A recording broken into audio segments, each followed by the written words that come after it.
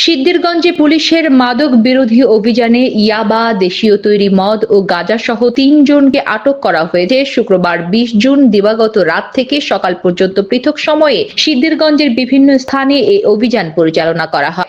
Police জানায়, গোপন তথ্যের ভিত্তিতে অভিযানের শুরুতে শুক্রবার দিবাগত রাত ১টার দিকে সিদ্ধিরগঞ্জের মৌচাক বাসস্ট্যান্ড, আদর্শনগর জামে মসজিদের সামনে থেকে এক বিল্লাল নামের ব্যক্তিকে আটক করা হয়। তার থেকে ৩০ পিস ইয়াবা উদ্ধার করা হয়।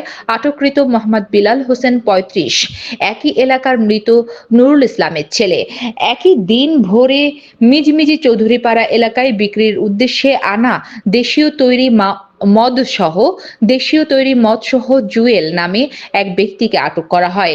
সে একই এলাকার ওমর ফারুকের ছেলে। তার কাছ থেকে একটি শাহ সিমেন্ট লেখা প্লাস্টিকের ব্যাগে রাখা ১০টি বোতলে মোট ২০ লিটার দেশীয় তৈরি মদ উদ্ধার করা হয়, যার বাজার মূল্য আনুমানিক ১০,০০০ টাকা। সবশেষ সকাল ৭টায় সানারপাড় এলাকায় একটি বাড়ির সামনে গাঁজাসহ মোহাম্মদ রনি ভূঁইয়া নামের এক ব্যক্তিকে আটক করা হয়। সে একই এলাকার বাদশা ভূঁইয়ার ছেলে। তার কাছ থেকে ১ কেজি গাঁজা উদ্ধার করা হয়, যার আনুমানিক বাজার মূল্য ৪০,০০০ টাকা।